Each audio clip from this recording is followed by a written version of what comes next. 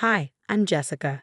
You'd think being the CEO of a successful tech company would make my in-laws proud. Instead, it became their mission to protect their precious son's reputation.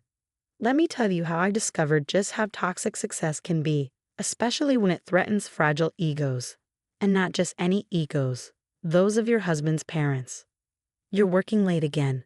Calvin's voice carried that sharp edge I'd noticed creeping in lately. My husband stood in the doorway of my home office, arms crossed, already dressed for bed. Just wrapping up the quarterly projections. The board meeting's tomorrow. I replied, keeping my focus on the screen. Mom and Dad invited us to dinner this weekend. They're concerned about us. I sighed, already sensing where this was going. Last month's Forbes feature on my company's innovative AI solutions had stirred another wave of their so-called concerns. Tia just sent over the PR strategy for next month's product launch. Want to take a look? I asked, trying to steer the conversation elsewhere. Jessica, it's family. That dinner. I should have known it would mark the beginning of everything unraveling and coming back together in ways I never expected. Your success is admirable, my mother-in-law Margaret said as she delicately sliced her steak. Her tone dripped with the kind of politeness that only served to mask disdain. But surely, now that the company's stable, you might consider a position better suited to. To what, Margaret? She barely concealed her smirk. Family life, dear. Calvin needs a wife, not a business partner.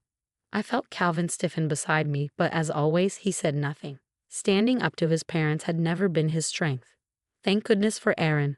My best friend since law school had warned me about Margaret's latest moves.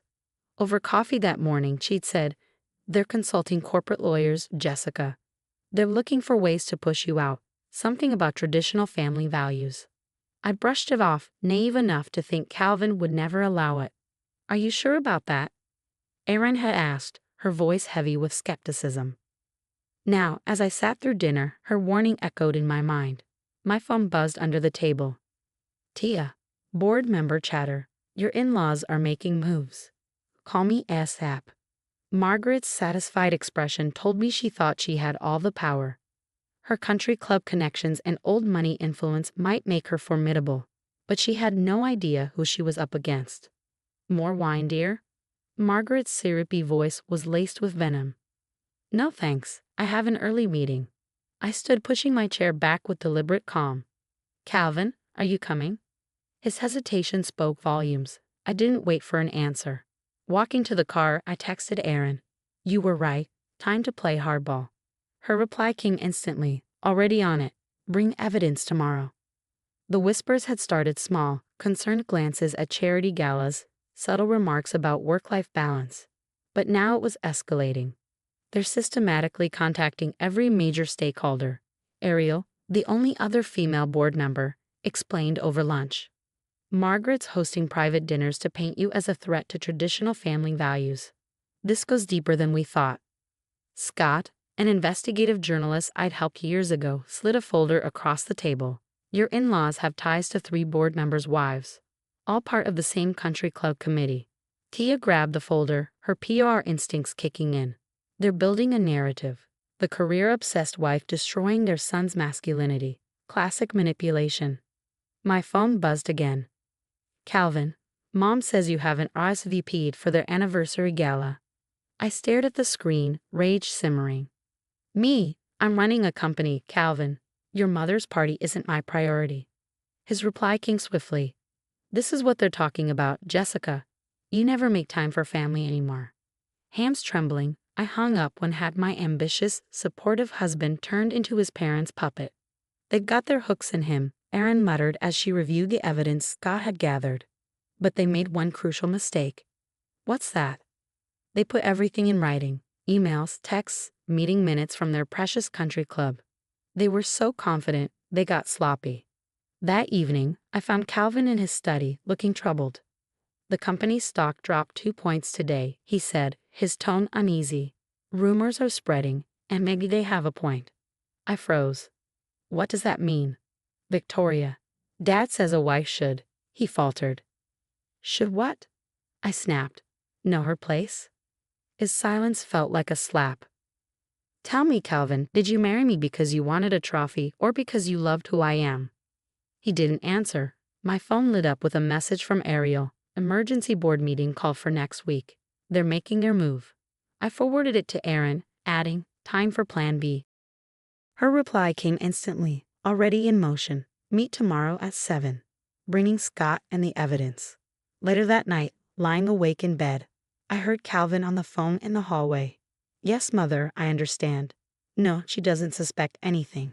I shut my eyes, remembering our wedding day and the vows he'd made to stand by me through everything. Now he was standing with them, plotting my downfall. They wanted a war. They'd learned the hard way that taking down a CEO required more than country club gossip and a spineless husband.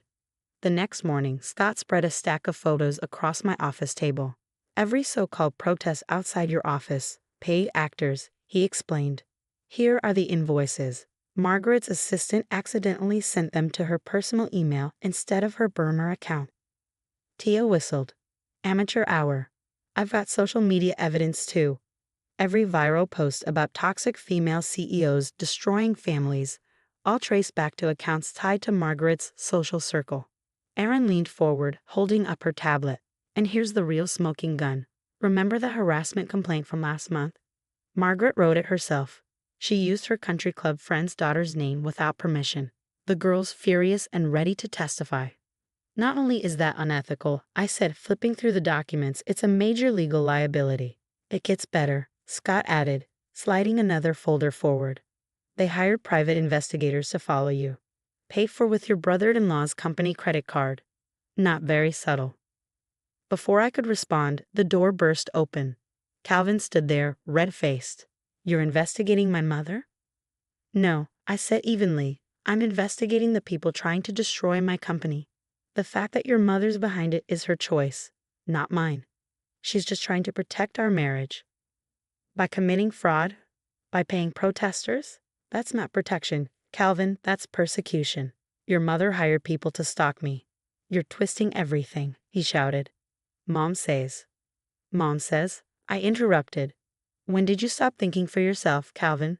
When did her opinion become more important than our marriage? The silence between us felt like glass about to shatter. I can't do this anymore, he said, his voice cracking. They're right. This isn't what I signed up for. A wife should support her husband, not overshadow him. I stared at him, my voice calm but steely. If you think my ambition is overshadowing you, Calvin, that's your problem, not mine. Ariel appeared in the doorway. Emergency board meeting's been moved up to tomorrow morning, she announced, and 3 more board members want to meet privately beforehand. Perfect timing, I said, standing. Calvin, since you're so concerned about supporting spouses, you should know your mother's little campaign has an interesting side effect. Turns out, your brother's investment firm is losing major clients. They don't appreciate learning their money manager's family orchestrates smear campaigns. 2 clients have already withdrawn their portfolios. What are you saying? What have you done? He asked, his voice shaking. I didn't do anything. Your parents destroyed their own reputations. Funny how that works. He stormed out, slamming the door behind him. The next morning, the boardroom was silent as I placed evidence folders in front of each member. Margaret sat at the far end, her usual smug smile cracking under the pressure. My father-in-law gripped his armrest, his knuckles white. Calvin hadn't shown up, likely hiding at his parents' house. Before we discuss my supposed family values problem, I began, let's review some interesting financial transactions. Scott connected his laptop to the projector. Public protests require permits. These didn't have any because they were staged. Here are the invoices, traced directly to accounts managed by Margaret Winchester. Margaret's composure faltered. Those documents are fabricated, she said stiffly. Like the harassment complaint you fabricated? Erin cut in, sliding forward a notarized statement. Miss Sarah Chen would like to know why you used her name without permission. She's particularly interested in pursuing legal action, Ariel said, her voice cutting through the tense silence. Charles shot to his feet, his face flushed. This is absurd. We were protecting our son. By committing fraud, Ariel countered, her tone sharp, and by manipulating stock prices through deliberate disinformation. I imagine the SEC will be very interested in that part. Tia stepped forward, sliding a folder across the table. Here's the data from the social media campaigns. Paid trolls, fake accounts, all traced back to your country club circle. Did you know impersonation for the purpose of market manipulation is a federal crime? You're destroying our family? Margaret shrieked. No, I replied, meeting her glare. You did that when you decided your son's imaginary humiliation was worth sabotaging my career. I leaned forward. Speaking of destruction, how's Thomas's investment firm doing? The mention of their other son's company made both in-laws pale. 3 major clients withdrew their portfolios this morning. I continued, my voice calm but pointed. Apparently they don't trust financial advisors whose families engage in corporate sabotage. Funny how reputation works, isn't it? Charles's voice quivered as he asked, "What do you want?" "Your resignations from all advisory boards," I replied without hesitation. "Public apologies, and a notarized agreement to stay out of my business and my marriage. And if we refuse—" Scott leaned back, a sly smile on his face. "Then my exposé runs tomorrow. Fraud, market manipulation, harassment, complete with evidence. Your choice." The tension in the room was palpable when the door opened and Calvin walked in, looking exhausted. "It's true," he said quietly, his voice heavy. "All of it. I found Mom's burner phone, saw all the messages." "Calvin, dear," Margaret began, her voice softening. "We did it for you." "No," he snapped, cutting her off. "You did it for your reputation. You've always cared more about appearances than happiness." He turned to me, his eyes filled with regret. "Jessica, I'm sorry. I should have stood up to them years ago." I shook my head, my voice calm but resolute. "A bit late for that." I reached into my bag and pulled out a folder. "The divorce papers are with my lawyer. Your mother finally got her wish. No daughter-in-law to overshadow her precious son." "Jessica, please." I ignored him and addressed the board. "You have the evidence. I trust you'll make the right decision regarding the Winchesters' involvement with this company." I turned and walked out, my head high, as chaos erupted behind me. My phone buzzed as I exited the building. Messages from my team. Aaron, SEC filing ready. Tia, press release drafted. Scott, board votes unanimous. They're out. Ariel, social response overwhelmingly positive. That night, I sat in my office, gazing out at the city lights. My company was safe. The truth was out.